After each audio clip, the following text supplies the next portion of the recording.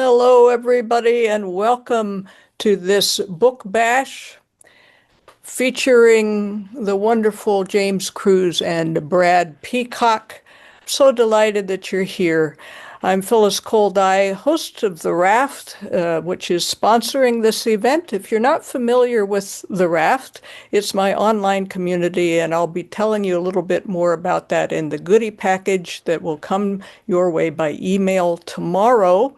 But for now, I'll just tell you that rafters float down the river of life, buoyed by poetry, music, and other arts, along with water drops of wisdom. So it's free to belong, and you can attend many kinds of events, such as this one.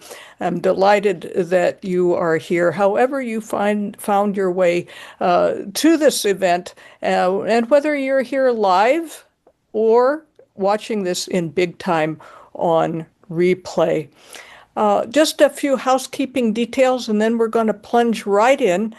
First of all, this is a webinar rather than a Zoom meeting, and so you won't be able to see each other very easily, if at all, but you can communicate with each other via the chat.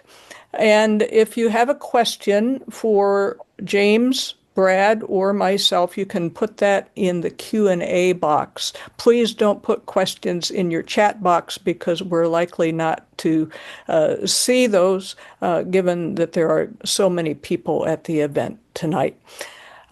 This is being recorded, and tomorrow I hope to send out to you a link to the replay along with an attachment of goodies from the evening.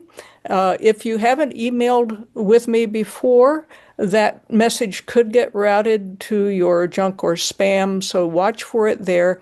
And if you don't see it for some reason, get in touch with me, Phyllis at phylliscoledai.com, and I will make sure to help you out.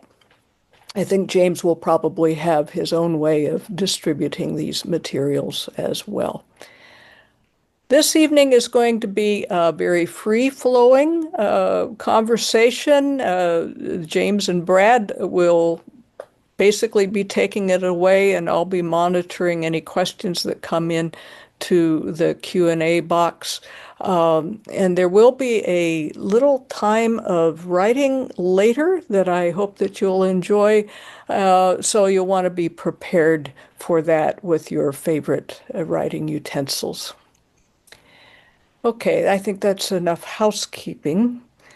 I'd like us to pause now for just a minute or two so that we can gather ourselves from our busy days full of joys and challenges. Might want to close your eyes, take some deep breaths,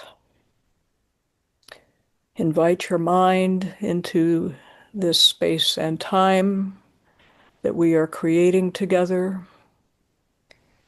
Invite your heart into this space and time that we are creating together. Invite your body into this space and time that we are creating together. We gather here with the same hope that James and Brad express in their book, that we can create a safe place together where we can all feel that love is for everyone, not just for a chosen few. A safe place where we can all feel permission to become exactly who we are, knowing that we fully belong. A safe place where we can receive the tenderness we need to thrive. A place where we can feel inspired and empowered to carry hope into our homes, our communities, our society when this evening ends. thank you for being here and helping to create such a space. And now I'd like to introduce James and Brad. Uh, I'm not going to give you a bunch of facts. You can look those up somewhere else. I just want to say that these two people living on 40 rocky acres in the woods of southern Vermont are home for each other. They are joy for each other. They are strength and imagination for each other. And I am so proud of the work that they're doing and of their courage in doing it for all of us. For all of us.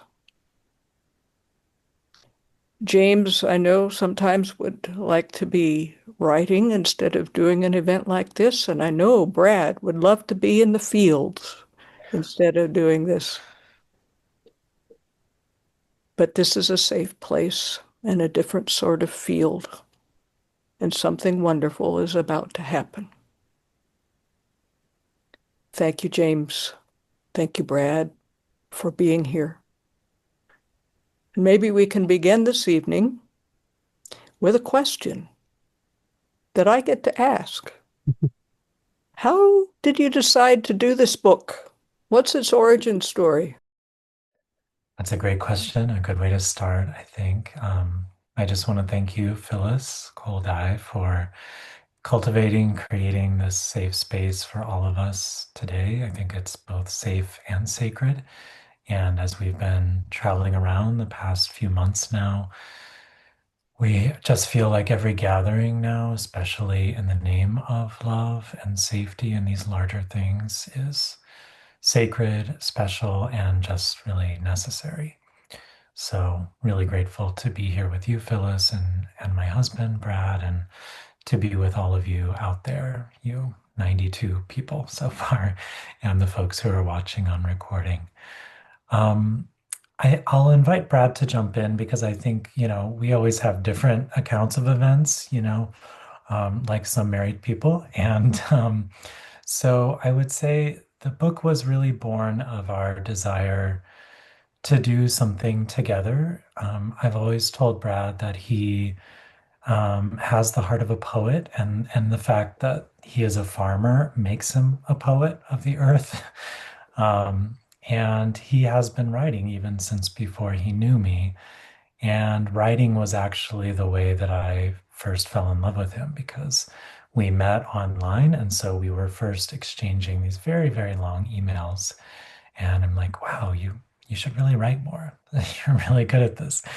And so for years now, we've wanted to do something together. And I think it was 2 years ago now, after our local Pride event, which had kind of resumed after COVID.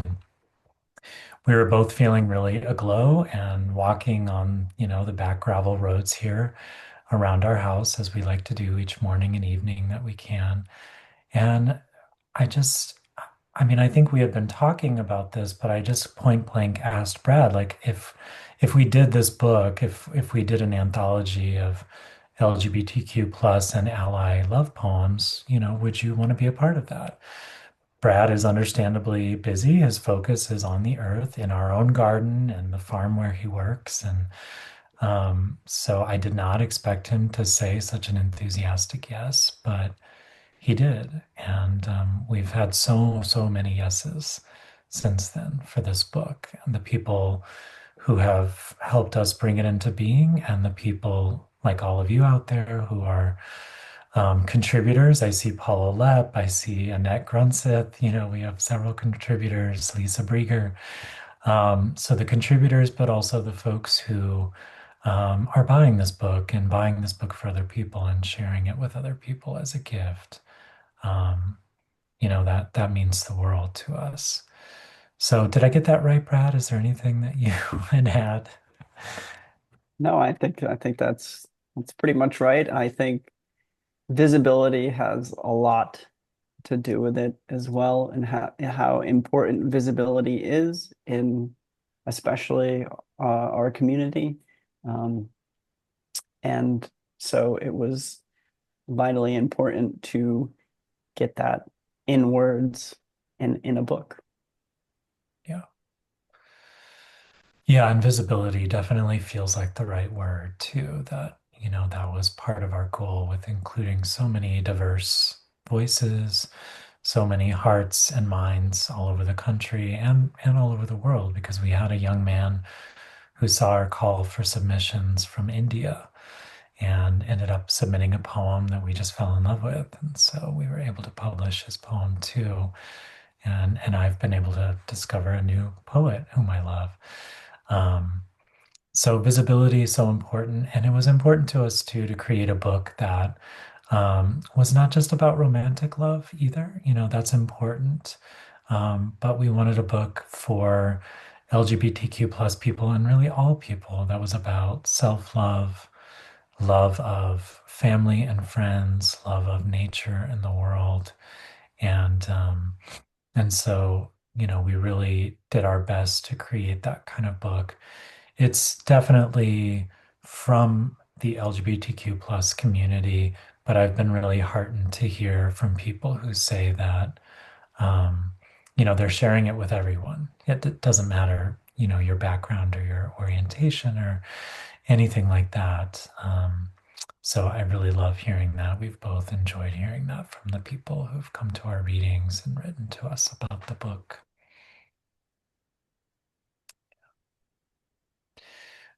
Well, shall we dive into sharing some poems from the Yeah, book? would you like to start with the poem from India, since you mentioned Sure, that thought? absolutely.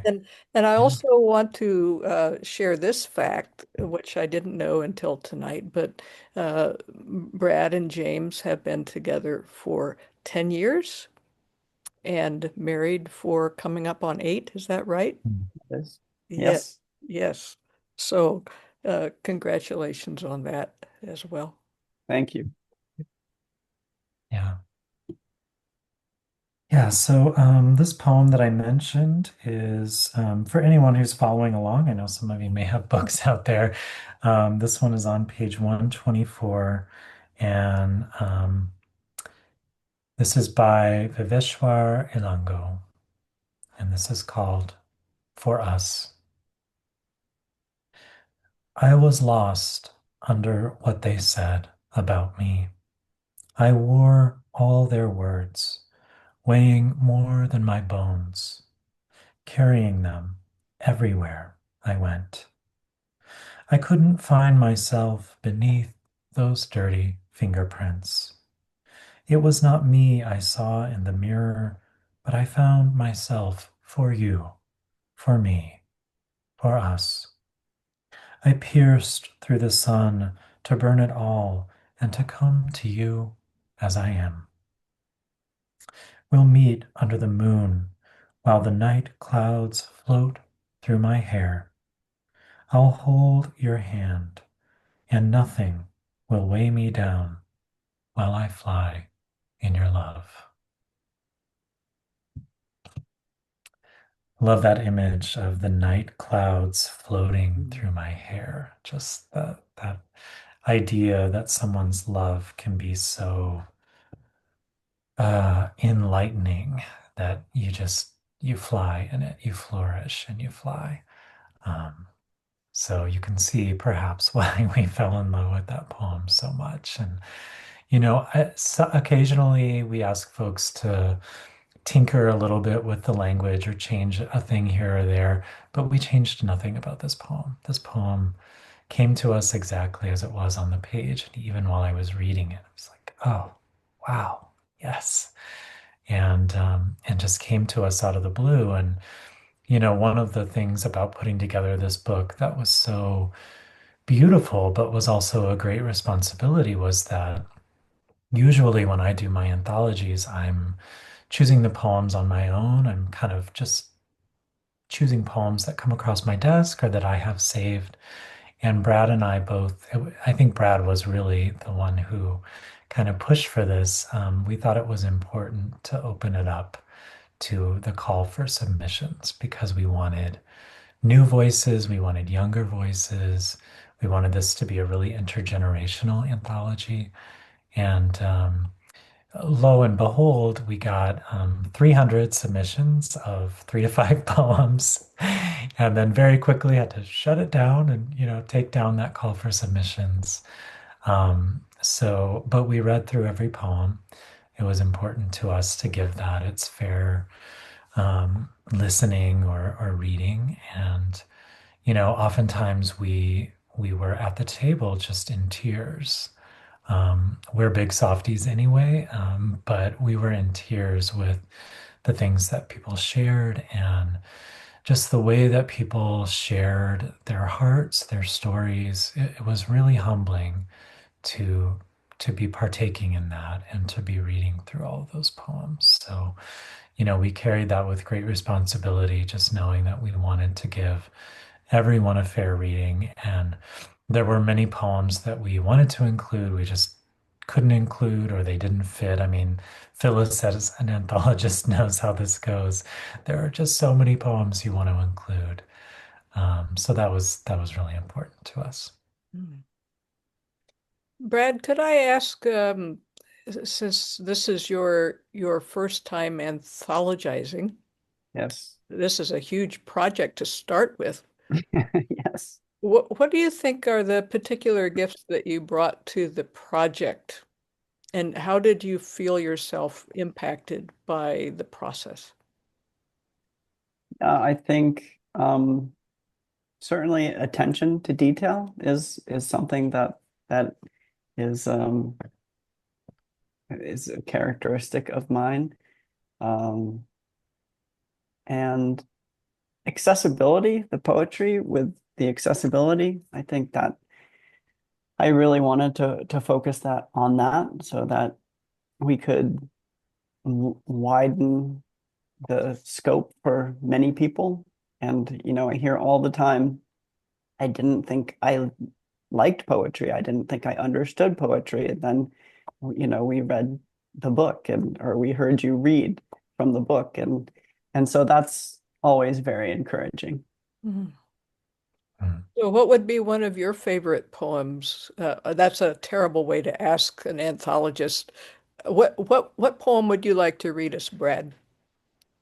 Um, let's see. I think I would like to read a poem by Jason O'Toole because as James mentioned, we would look over and see one another weeping. And this was a poem that completely touched my heart. And I said instantly, yes, this has to be in it.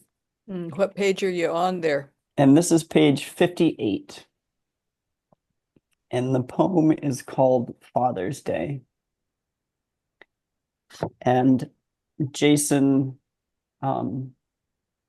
his son passed away.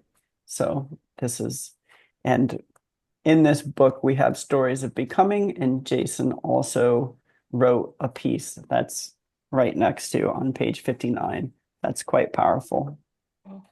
But this is called Father's Day. I'd like to be a father, you said your last week alive. You'll make a great dad, I said. Imagine the baby you might adopt, who your partner might be, and me, a grandfather. Another Father's Day without you. Without you, I'm still your father. You'll never accept me as a son, you said when you came out as trans. You will always be my son. You would have made a great dad.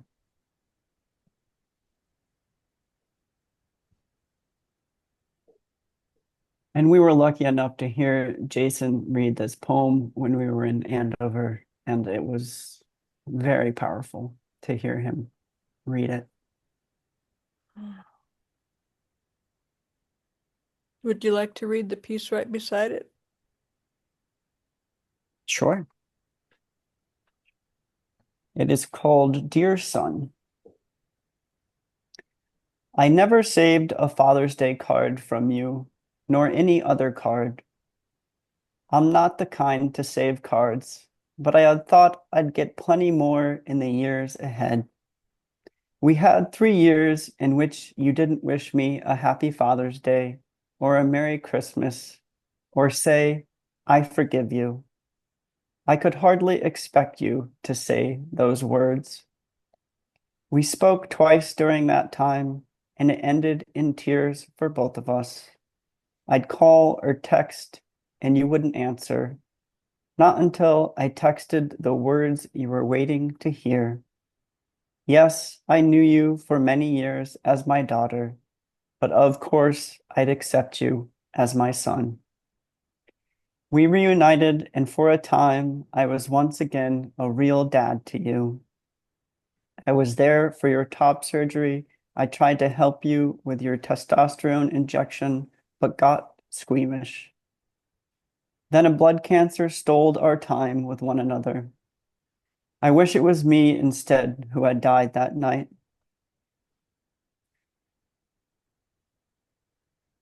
There will never be another Father's Day card or call from you. I'll have to make do with the last I love you you spoke to me before I got you into the ambulance.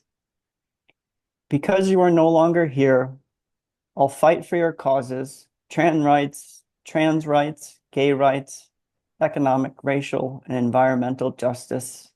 You taught me how to care again and demonstrated true courage. How then can I be a coward? What greater horror can the world show me than losing you? What can man's willful stupidity, arrogance, and laughable attempts at intimidation do when we know that love cannot be destroyed? The body can be broken, but never our bonds. Rest now, my beloved son. Dad knows what to do.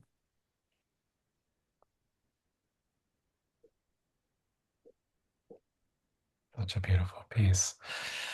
Uh, yeah, you can see why it was important for us to include that. And actually, Jason had submitted his poem first, and then we accepted that. But then we thought, the story of his, reconciliation with his son, and then his son's, unexpected and horrible passing was so strong and touched us so deeply that we asked Jason actually to write this piece. And this was another piece that's like came in exactly as it needed to be, and we didn't need to touch it or do a thing to it or ask him to change it. It was just exactly how it needed to be. And I think we've heard from quite a few people now, and this was something we didn't really, I guess, imagine, although it seems obvious now that um,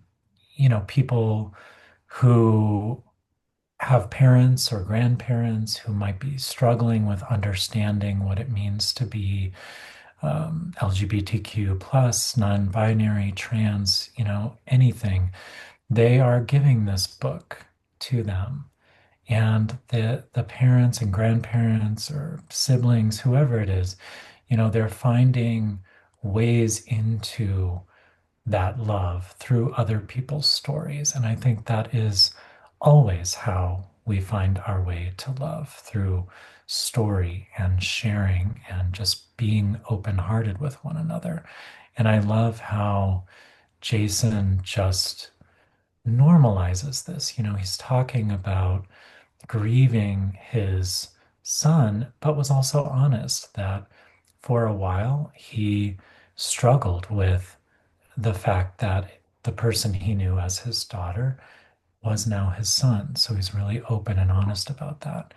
And so I really appreciate how vulnerable this piece is, and how Jason is really in all of his work. Um, I'm really yeah. glad to say that Jason is here tonight. I see in the Oh, chat box, Jason. and Jason, Thank you. Thank you. That's all I can say with a full heart, and I'm sorry that your son is not with you physically anymore, but I'm sure the bond is still there. Yeah. Yeah. And thank you for being here, Jason. It's really wonderful. Well, I think I'll share another poem here. This one is by Philip Watts Brown on page 128 for those who are following along. And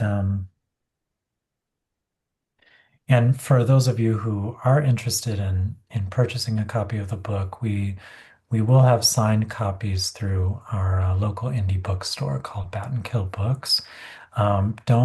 Don't be alarmed. The book is currently on back order, but it should be around again soon. It's a good problem to have. It means a lot of people want the book, but it will be back in stock very soon. So don't be alarmed if you see that on a website or something. And so this poem is called Neighbors. And actually, another special thing about the anthology is that Philip Watts Brown and his husband, Andres Larios Brown, both have pieces in the book. Andres has a story of becoming, so a short essay. And then this is Philip's poem called Neighbors about their relationship. And one of the reasons I've enjoyed sharing this is that you'll notice that Philip is using they, them pronouns for Andres. And this in this poem, it feels very natural. And so I just think it's nice to see it in print and to have that also be normalized and naturalized because as I'm often saying to people, there's nothing to be afraid of. It's words. These are important words to use to honor how people wish to be viewed and held and described, but they are words, and how we use them matters too. James, So may I ask before you yeah. read this if you'd like to, for the sake of people who may be here and they're not familiar with the pronoun usage that you're describing, Mhm. can you elaborate on that a bit? Sure, absolutely. Yeah, so sometimes, and it doesn't necessarily mean that someone is trans. They might identify as non-binary, which means they don't necessarily feel like they fall into being a man or a woman. Sometimes people will embrace they, them pronouns because I don't want to speak for people, but my understanding is that, they don't feel that they strongly identify enough with he, him, or she, her. And so they use they, them instead. And I think some people can struggle with that because we're used to they, them as being plural. But we're widening words so that they become larger. So this is Neighbors by Philip Watts Brown. My husband and I are houses, neighbors when we lie down at night, pillows like snow-filled yards.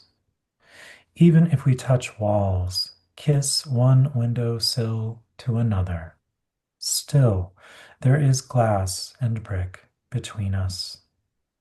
I study the architecture of their face as they dream, blinds drawn, memories on like evening news, childhood scenes, today replayed. I can't tell from here. This is how we live in marriage. Wandering alone the blue dawn, I lock and unlock doors. Some I've never opened to anyone. Closets cluttered with darkness. What are you thinking about? They ask, now awake. I glance up from my pile of loose thoughts, fold a few away before I answer, the way people straighten a room before letting someone in. So we don't always share everything, with each other in marriage and in any relationship. But I just love that image of the two bodies like houses. And in some ways, we try to be open with each other. We try to be loving with each other, but there are ways in which we're still closed off and we do fold up some of those thoughts and put them away. We don't always share exactly what we're thinking. Hmm. While we're here on this page, we have some of the fabulous artwork that is part of this book. And uh, would you and Brad like to talk about the art part of this Sure. volume? Yeah. Yeah, so there's just a little taste of the art, and it's by Lisa Congdon, who is an artist, queer artist and designer out of Portland, Oregon. And she actually has an online store. She has a brick and mortar store. Her stuff is really beautiful. And so, I'm not trying to sell anything for her, but amazing prints and just all kinds of merchandise. And because of this, when the folks at Story Publishing came to us and asked who we might want to have design the cover, we suggested her thinking, she's too famous, busy. She's never going to say yes to something like this. But luckily, Lisa, I guess, had followed me on Instagram for a while, and we followed each other and had shared a few of my poems. And so she was open to the idea. And then, we actually got to read and speak with her in Portland, Oregon for the book launch at Powell's Books. And she was as lovely as you would hope from her beautiful work. And it's hard to describe just the vibrancy and colorfulness of the art and the way that the art really meshes with some of the poems. I think Brad can correct me if I'm wrong, but I think she said she kind of went through the manuscript and she had certain poems that she felt like she got attached to, that these were her poems that she really loved and needed. And those ended up being the poems that she illustrated. I think she had a similar problem to us anthologists in that she wanted to illustrate many, many poems, but there were only so many that could be done. Yeah, so for those who may not have a book in front of them, can you hold up your book there on page 129 and just show the Mhm. illustration there? Yeah, so that's one really gorgeous um, illustrations in between as well. These little mushrooms and little it's quite a gift to have a full color book. We didn't really expect that because my previous anthologies with story, they were, black and white and not quite of this quality. So of course, when we got the art for the book, we both just started crying, like, oh my gosh, this is so beautiful. It's such an honor. And and yeah, that is something that people comment on a lot. And oftentimes people follow Lisa and they don't necessarily realize it, like, oh my gosh, I follow the person who did this art for your book. And so that's how some people have actually come to the book too. Mm, mm. So Brad, do you have another poem that you would like to share with us? Sure. I will I have them tabbed, but they don't always work for me. Um Mm. I will share a poem of mine, and it's called Look Deeper. What page, please? It is on page 48. Thank you. Yes. From outside appearances, I may be a middle-aged man now, with gray in my beard, hair receding like an ocean tide, and crow's feet permanently imprinted on the corners of my eyes. Each line like a Rolodex full of stories, the good, the bad, the joy, the sad. But dig a little deeper under the surface, and you will find a little boy who will always live inside the walls of this aging body, a younger self who did not have the words, did not have the voice or skills to navigate the complex world he was born into. Insecure and scared, he always pushed his needs down to take care of others. Frozen in fear from seeking the love he always wanted, until his light was nothing more than one last smoldering ember, almost extinguished beneath piles of ashes, having almost given up on this life. Now I walk down gravel roads with my husband, side by side, paying close attention as we help one another heal, comforting those two little boys forever within us, hand in hand, growing older together, finally finding our way home. And I was lucky enough, Lisa did a picture as well. And yeah, I was honored.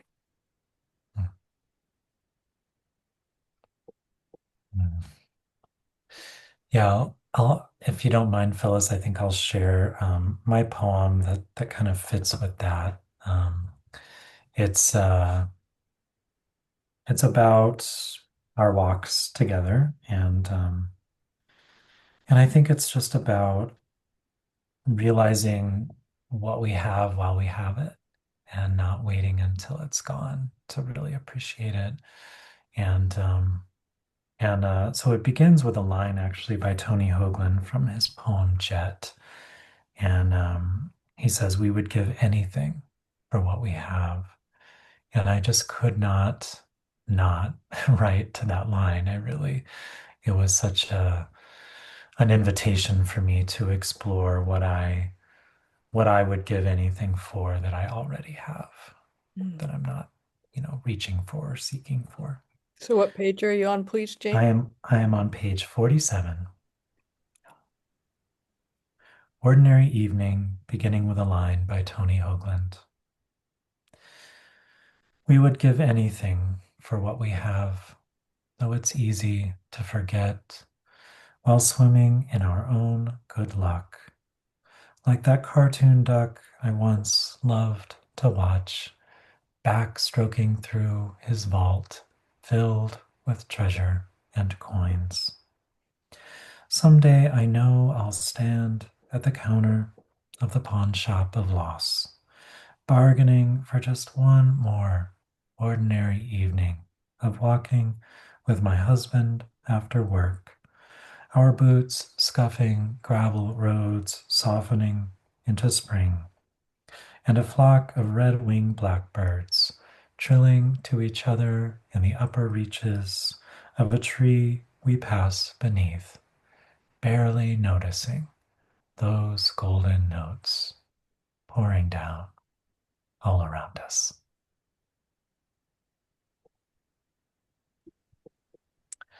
With a big thank you to the red-winged blackbirds. I've probably written so many poems about red-winged blackbirds at this point, in part because the winters in Vermont are very, very long and they are our first sign of spring. But I wrote that poem because we usually, make a big production of it. We're kind of nerdy and act all goofy and, get so excited by the birds. But, that day I think we were having a serious conversation and we just kind of both looked up and then kept talking and kept walking. And then later that moment came back to me and it's like, oh, I don't want to let that moment pass by without having acknowledged it, without having widened my love for my world and my fellow creatures as much as I would like to. Mm. So that poem precedes the one that Brad just read for us. Mm-hmm. You weren't kidding when you said they were connected. That's right. And just while I'm seeing it here, Libby has shared, Jason O'Toole recently published a wonderful book that includes his poem Father's Day, and it's called The Strange Misgivings of the Sadly Gifted, and also includes artwork by his son Alex. So there's a link there that you can look up, and I've been reading it. Please have a box of tissues or a handkerchief nearby because it's a really deeply beautiful book. And um, yeah, so just wanted to point to that for folks. Thank you. Thank you. Yeah. We have something. Um, Marianne Russo is asking if you can show the cover or one of the illustrations. We've done a couple of the illustrations, but would you like to hold up the book? Sure. Yeah, it's looking backwards there, but you get the idea. It looks good. It looks It looks good. it looks good. That's Yeah. right. Yeah. Yeah, and let's see. I just also want to say thank you to everyone for um, your extremely kind words in the chat. And sorry, I can't respond. I'm not as tech savvy as I'd like to be, but we're getting there. Uh, it's also hard to kind of split your attention in different places. At least that's the way I find. So yeah, please don't take this as we're ignoring you. There's just a lot going on here. I'm wondering if we could back away from the poems just for an instant to talk a little bit more about the art of anthologizing. Um, I remember vividly in the anthologies that I've done how my co-editor and I would have papers lying all over the floor as we were trying to put poems in sequence in a way that perhaps a reader of the anthology would never recognize that had some order to it. We wanted the order to be sort of hidden. But I'm just kind of wondering when you two were putting together the anthology, how you decided the fit from one poem to the next, what that process was like for you. So I'll mostly let James respond to this because in division of labor, a lot of that fell to him. So Yeah, and well, and Brad knows too that it's sort of my favorite part of putting together any book is the actual physical assemblage of it, putting it together. And the scene you described, Phyllis, is exactly the scene that for any of my books really is just, it starts to, you start to feel guilty wasting all that paper, but, there's something about seeing how poems physically speak to each other and then trying to find this order that almost wants to exist on its own. I don't know, maybe like writing a symphony or something. It's just as putting together all of these little elements so that they're in conversation together. And in some cases, maybe a little obvious, like one of my anthologies, I have this run of like tomato poems. They just all wanted to go together. But with this one, I think in some ways it was harder, and I know Brad remembers this, to decide like, okay, what comes first? How do we want to begin? What vibe do we want to begin with? And then how do we want to kind of build on that and, spreading out the essays so that those also felt natural was a challenge because I had never worked with essays in an anthology before besides little writings of my own. And so I just very much, usually I have to go through that process several times um, because there will inevitably be poems, as you know, Phyllis, that you can't get permissions for, or someone is not granting permissions, or it's too expensive, or what it might be. And so you have to kind of go through the process again and again. But it's been my experience that the right poems, whether it's through a submissions process or just kind of following my own intuition or our intuition in this case, the right poems just come to you that want to be a part of this, large symphony of voices. And and so we really just tried to listen to that. And Brad made, even though I was maybe doing the bulk of that work of arranging, Brad made some arguments for some poems that I had left out that were really, really important that I would have been sad to have left out. And I think Carly is saying each poem goes whoosh, one right after the other into my heart. I love that image, like a basketball through a hoop, whoosh. Um, I think that was in terms of not so much the arrangement, but having to choose which poems we included. That was one of our biggest criteria was, does this poem touch the heart? Is it all about a deeper emotional landscape? We really, you can see your editor's obsessions and biases whenever you're reading through an anthology. And I think it's a very happy bias to have in this case that we just wanted poems of deep, deep heart.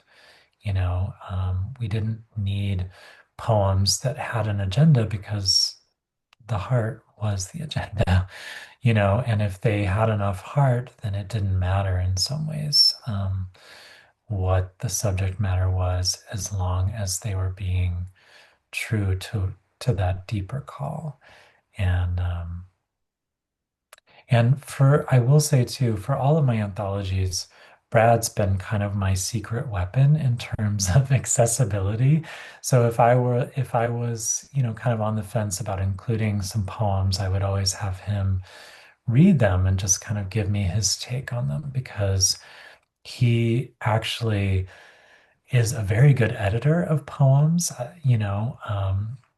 and whenever I'm editing my own poems, I will give them to him sheepishly because he's quite good at knowing what belongs and what is understandable and still accessible because he knows that's one of my values. And um, so it just felt important with this one to just do this together, keep that value of accessibility, and really let it be a deeper collaboration. I think um, that was one of our main goals for this is to just have it be aligned with both of our hearts, each poem that came our way.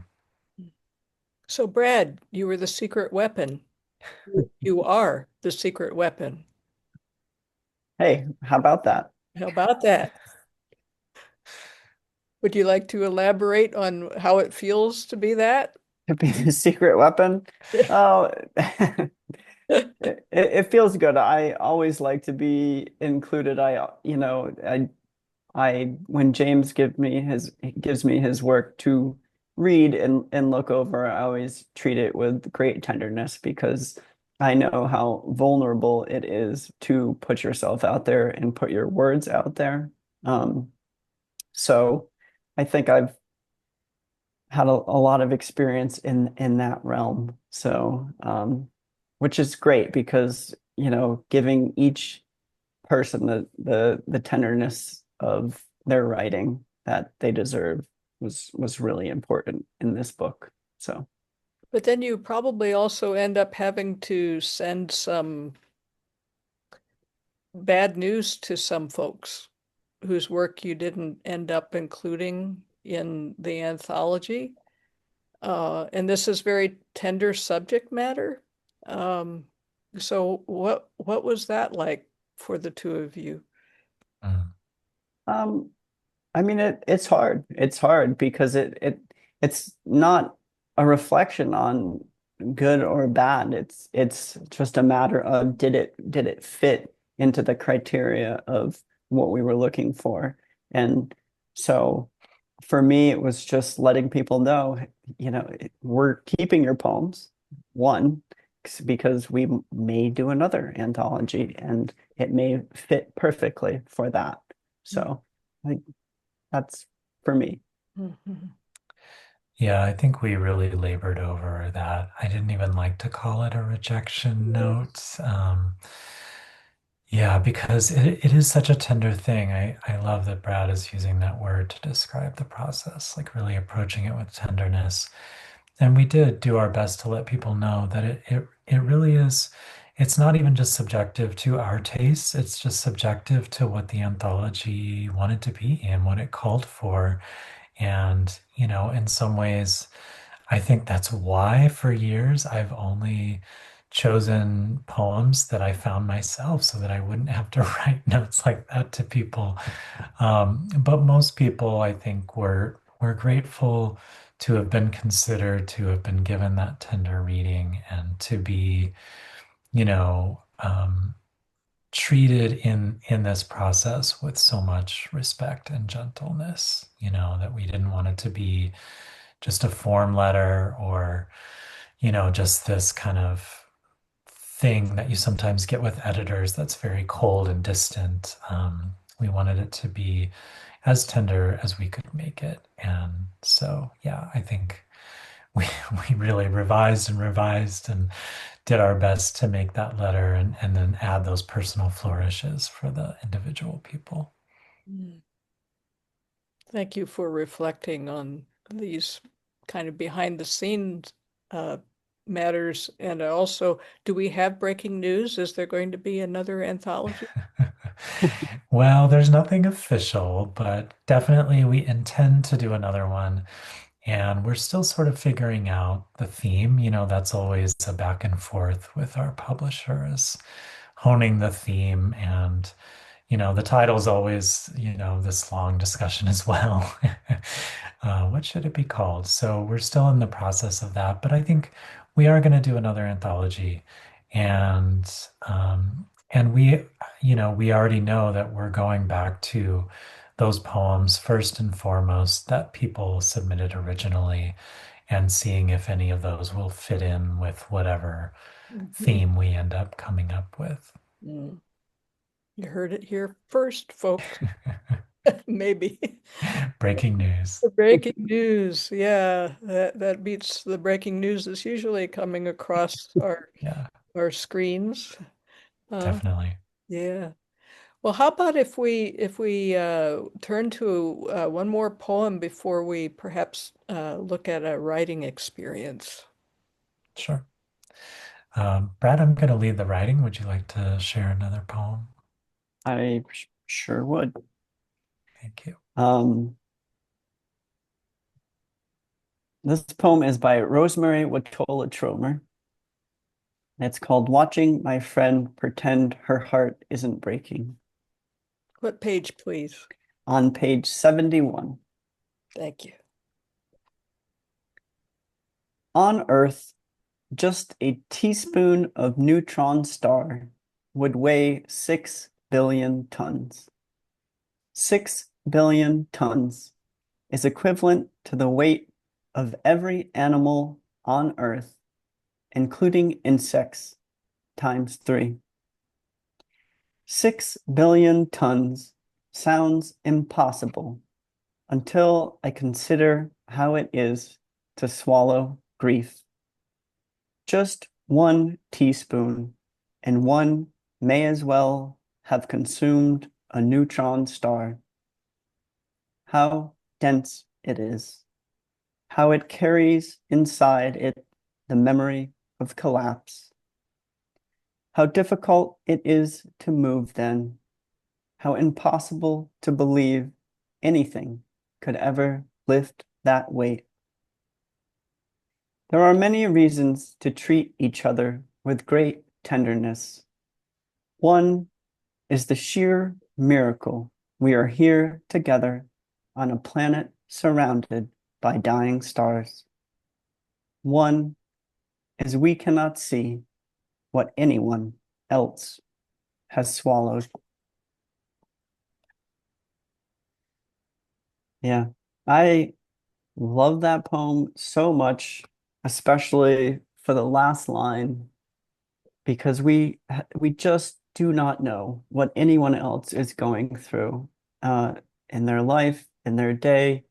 And so to keep that tenderness for people when we just don't know. And for me, it really has special significance because in my epilogue, I talk about being kicked out of the service for being gay and how it was a wave from a neighbor that would keep me alive one more day, how I struggled with suicide, and how, it's these small acts of kindness and that really, really matter. And things that we just think are insignificant, just a flick of the wrist wave at someone. But it really did. It's an acknowledgement of you exist in the world, you matter. And so, holding the door open for someone, it just so that poem really, really touches me very deeply. Thank you so much, Brad.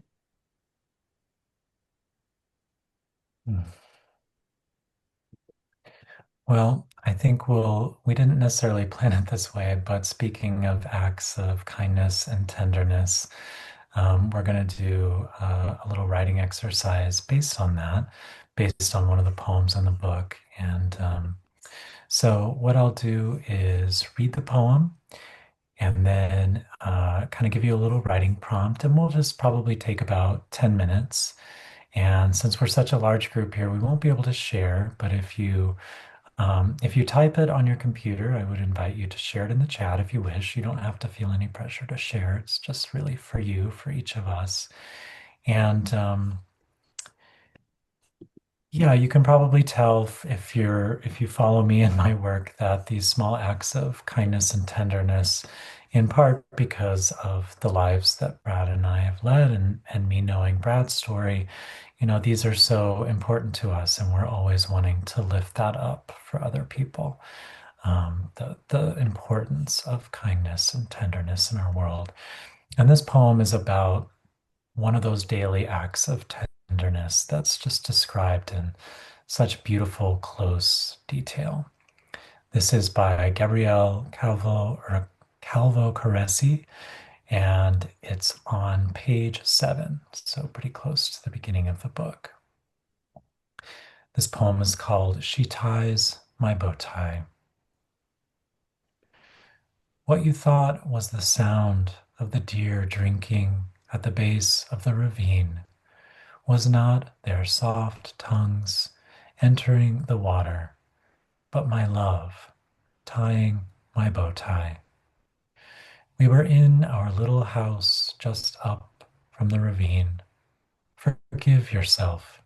It's easy to mistake her wrists for the necks of deer. Her fingers move so deftly.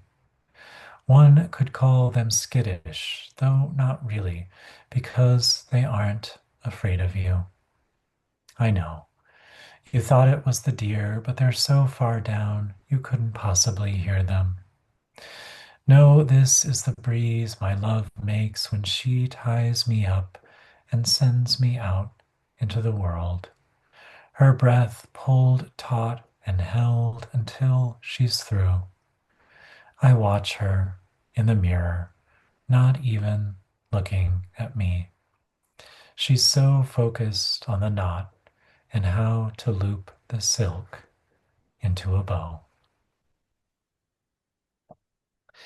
So the prompt for this one is really just to think back on some remembered act of tenderness, maybe this daily thing that a loved one performed for you or that you have done for another.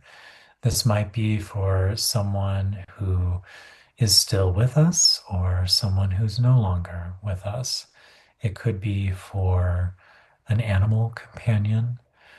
It might be the house plants, like the one you see behind me, tenderly caring for them. I think just widening that view of what tenderness means and then see if in the writing you can just be very, very precise and free as you're describing every detail of this act. And we'll take about 10 minutes. See what comes for you, even if it's just a little list, even if it's just a few words on the page.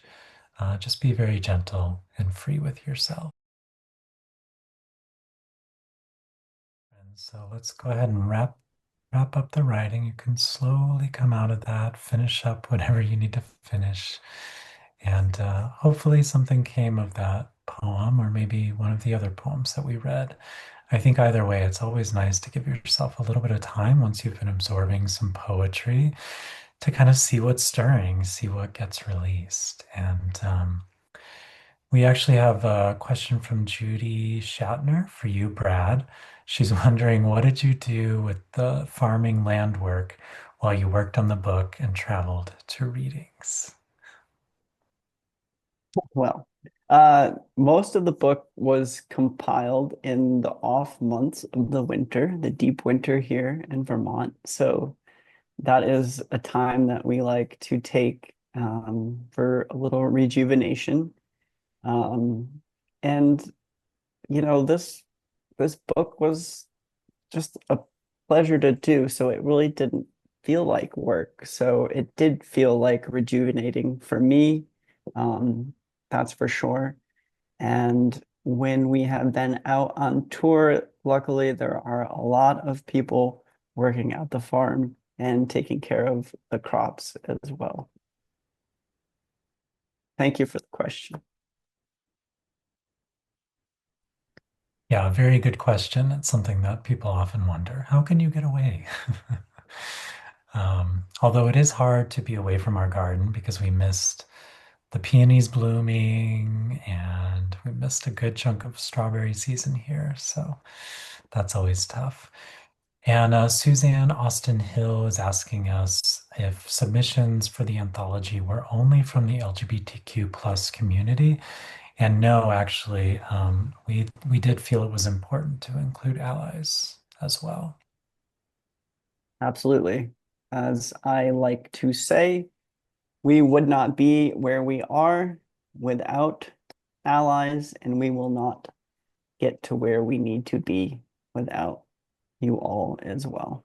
So, very important to include all voices in this.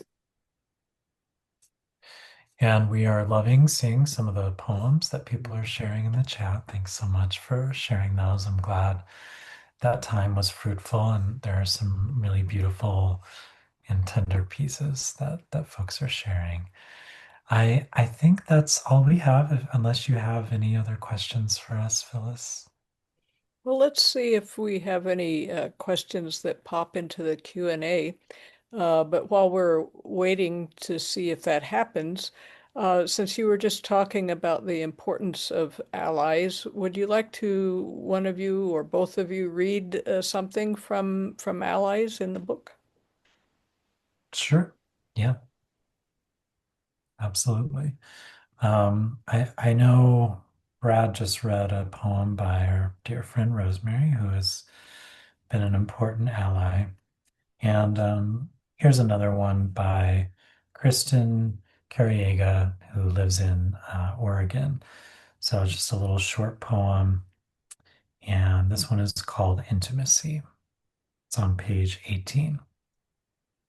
And I'll read this, and then I think maybe Brad would like to share a piece of his too. So this is Intimacy. It is the bee dipping itself into the slender cup of a morning glory, one hidden inside the other.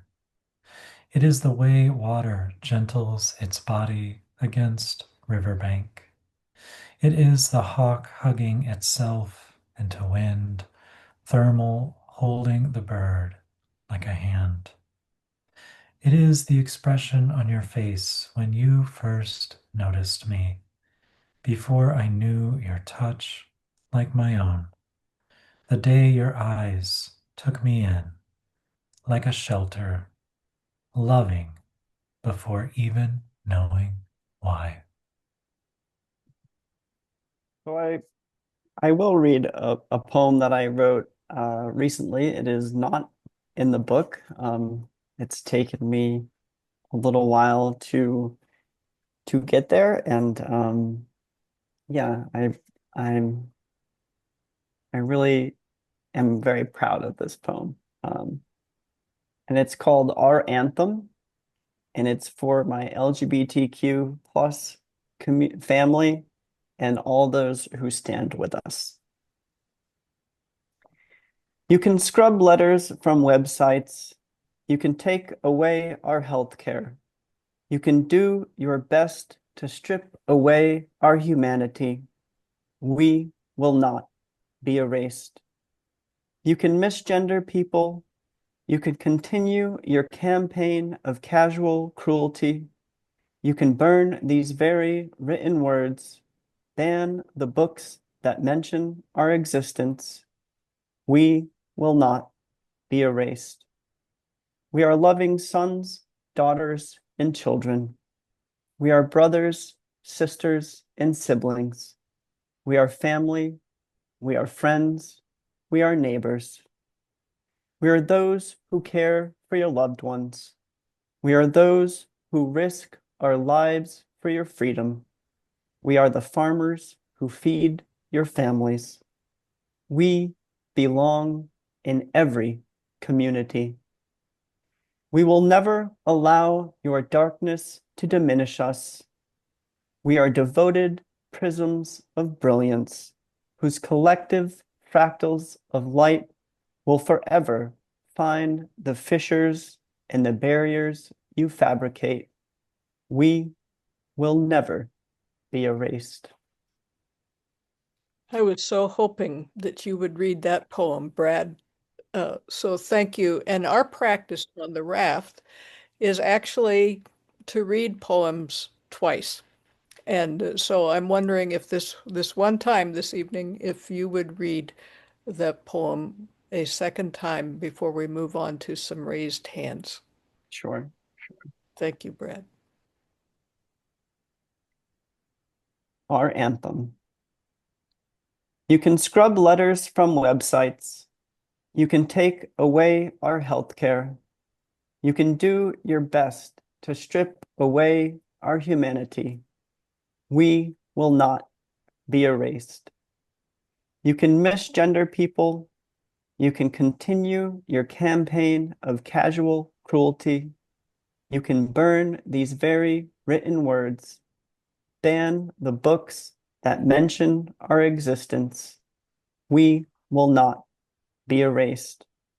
We are loving sons, daughters, and children. We are brothers, sisters, and siblings. We are family.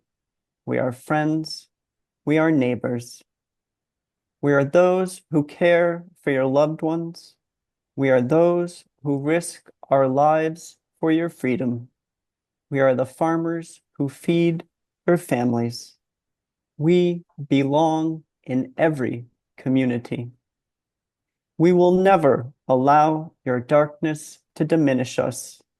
We are devoted prisms of brilliance, whose collective fractals of light will forever find the fissures and the barriers you fabricate. We will never be erased. Wowza, Brad. I know why it took so long for it to come. It has deep roots. It had to grow strong. And I think that your husband just put the link to the poem's publication on Vox Populi in the chat box. So those of you who are calling for it to be published, it is out there. It needs to be shared. Brad and James, let me ask you if there is any more that you would like to say. And I would also want to ask you this. You talked about one of your main criteria being there had to be deep heart in the poem or the essay, whatever you were considering. Part of what is in the deep heart of a lot of people right now, beyond, say, grief and desire to belong and love and so on, is anger. And I wonder how you kind of dealt with the anger in this collection. Well, I think Brad channeled his into that beautiful poem very usefully. So, I think he was really inspired. I don't want to speak for him, but inspired by what we were meeting in other people, who were showing up with angry, frustrated, grieving hearts. And I think the reason that poem wanted to come into being is to give voice to that for us. Um, I think for me anyway, this book, even when it arrived, when we got our first copies long before it was published, I sat down and started reading it, and I just thought, like, did we make this for us? Knowing that we would need it right now, because the book really does feel like a safe space. It feels like a refuge. And frankly, I am like many, many other people. I find it really difficult to access love for the world and joy and certainly hope these days. And yet, reading these poems of tenderness, belonging, and lifting up other lives, I feel so much more hopeful.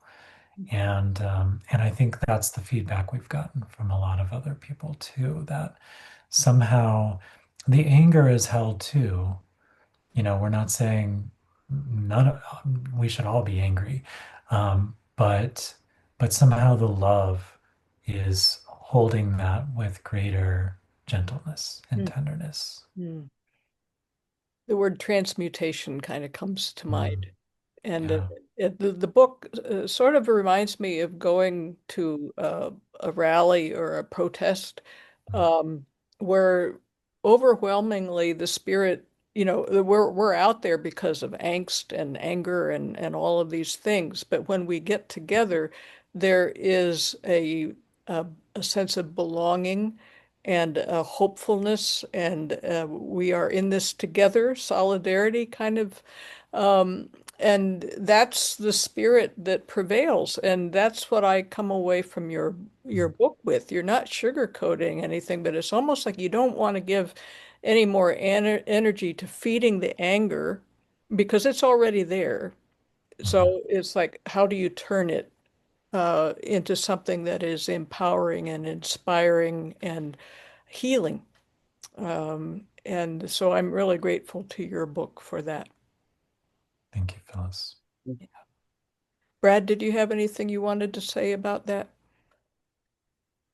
I just think that, as someone said in a comment before, two things can be true at the same time. So anger and love, or joy and sadness. Mm, And so, it's, and we can turn one into another. And so the energy that we have, maybe the anger that we have, like you say, when we have it, and then we get to be in community with one another, and it just turns to love. mm, Mhm. And that's a beautiful thing. mhm. Yeah. We have a question from an anonymous attendee. Is this the most significant relationship of your lives, James and Brad? Were you ever involved with a woman before realizing you were gay? I ask respectfully and tenderly. I'm interested and curious. Thank you for a fantastic evening. Lovely. I think that's up to you whether you want to dive into that question or not. I'm fine diving into that question. I definitely had like girlfriends when I was in high school, but that was because I was not comfortable with myself. Didn't even really know. I lived in a very rural community. I hardly even knew what gay meant, honestly. Um, but no significant. James is my most significant relationship. That's for absolute sure. We are committed to growing with one another, and I think it's an absolute beautiful thing. So Yeah, definitely my most significant relationship, the most growth I've ever experienced with another human being, for sure. And yes, I was with women too.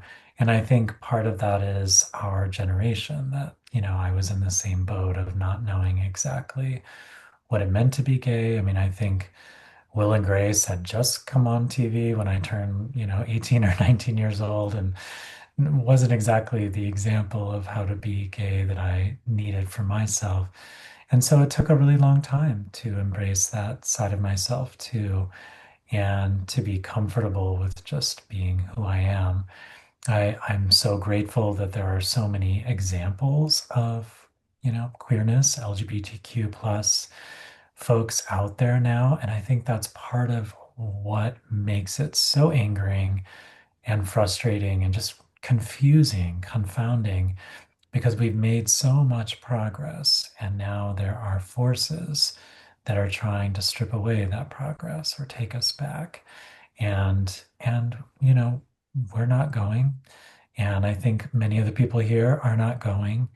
And it was important for us to put together this book that shows people, "Well, we're not going anywhere." And that, to echo Brad's poem, we will not be erased. We can't be. Yes. Well, I want to thank you both again for the work you have done and also for your uh, tender words here at the end, which is where we began with your relationship. And that is a foundation on which this book is built. And I give thanks for that. I bless you both. Before we go, I would like to offer just a final word that is drawn from the epilogue that Brad wrote for the book. And this is a way of, again, thanking you all for being here and also saying our work keeps going, right? So, in Brad's words, mostly, now is our time to stand strong and rise united, embracing each other for all of our differences.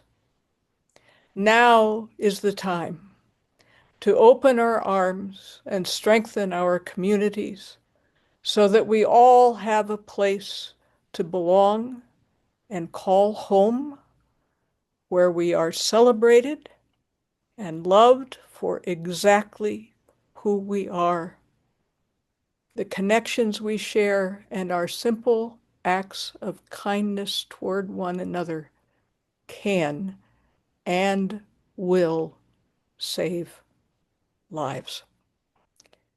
And so I think will this book. Blessings on it and blessings on each of you. Thank you for being here. Thank you, Thank you. Phyllis. Thank you so much. Deep Really peace. appreciate it. Thank you, everyone. Have a great night.